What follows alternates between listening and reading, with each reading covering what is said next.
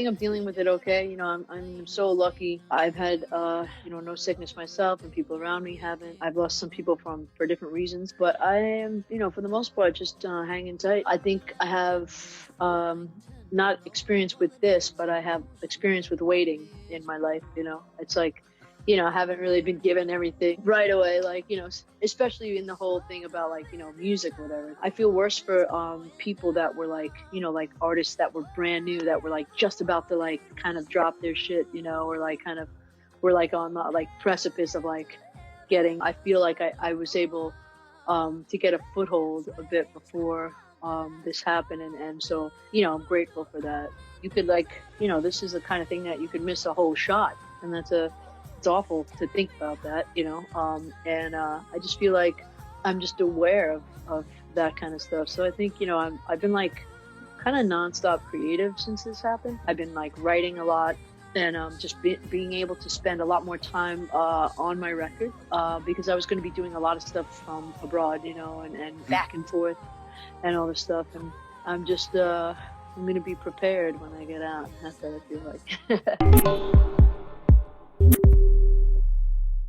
One of the things that like really helped me to write songs, even when I'm not quote unquote inspired, when I was like, just writing songs for other people as a job, that was like the only, like, that was how I was making a living. They're not being for myself, and I had to come up with ideas constantly to write. There was no like kind of like, oh, you poor artist, like go see a movie and relax. Don't worry, if you're not inspired, it's okay. We'll do it tomorrow.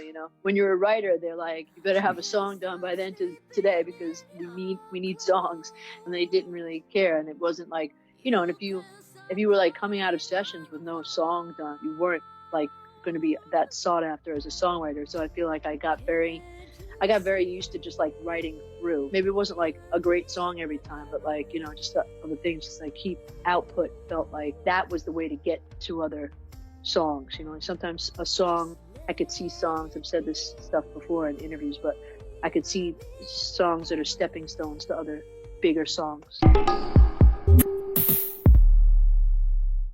I was just on the road a lot, so I would kind of like have my producer come out or whatever, or like, my producer, another, co-writer or something like that, come out and meet me on the road. We did some of this record in Greece as well. I had a week in between shows, and it wasn't really like gonna be hours effective if I went all the way home and all the way back.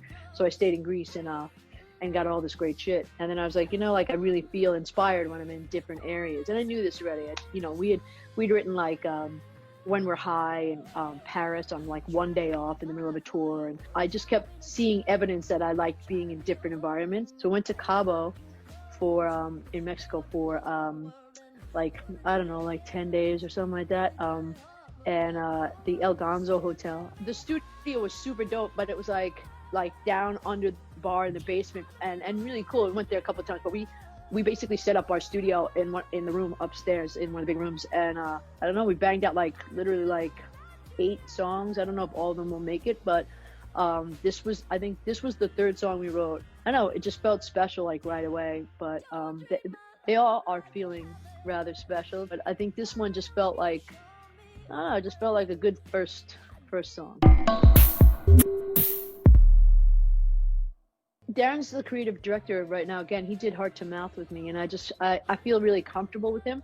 He did like, the Girls Go Wild video and stuff, and I just felt really like I wanted to kind of, I feel like when I have success with somebody, or like I feel like I did, or I felt good about it, I like to try it again, see where we're going, and he just got like, he was great to get this video done at this time, especially, not only from his talent, but like the fact that it was one of the, I wouldn't say the first, because I don't know who else did it, but it was like, it was a few weeks ago and nobody was making videos really, and it wasn't a great time to be hiring people and to have to deal with like the distancing and everything. So we did it all in one afternoon, and I'm in this beautiful landscape, and then there's like 20 people around me with masks. It's like, it was very surreal.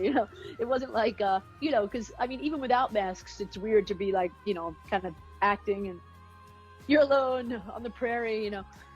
Here I am, but it's just an interesting time. You had to be done very, very buy the book and everything. But I think Darren really filmed the hell out of it, and it looks beautiful. I think I might not have even done this with my life if I really saw all the competition. You know what I mean? Thank God we have the technology to see this and do this. This whole thing. Can you imagine like the 70s, like people not being able to tour or anything, and people like, I mean, wow.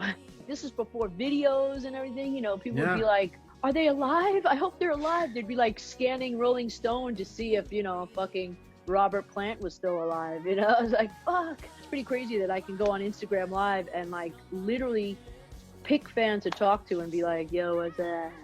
It's crazy. I'm in your living room. I'm talking to you directly in your living room. Like if I could have talked to Jeff Buckley like face to face on Instagram, you know, whatever that was back in the day, I would have been like, holy shit, look at these Zoom calls. I mean, like Zoom is like the way of life. I mean, even, you know, even the business that is going on. I know a lot of business has been halted, but man. I mean, it's real, and it's not going away, and it's something that we have to chip away at like every day to try to undo everything that's been done, you know, and, you know, kind of dismantle so much that's there, and then kind of build a new way of thinking about things and a new way of acting on things. And we have all these people that don't want that, you know, so we're in it right now. In my lifetime, you know, this is as intense as it's got, and it needs to. I mean, we can't keep going like this. Like we can't move forward as a society without equality.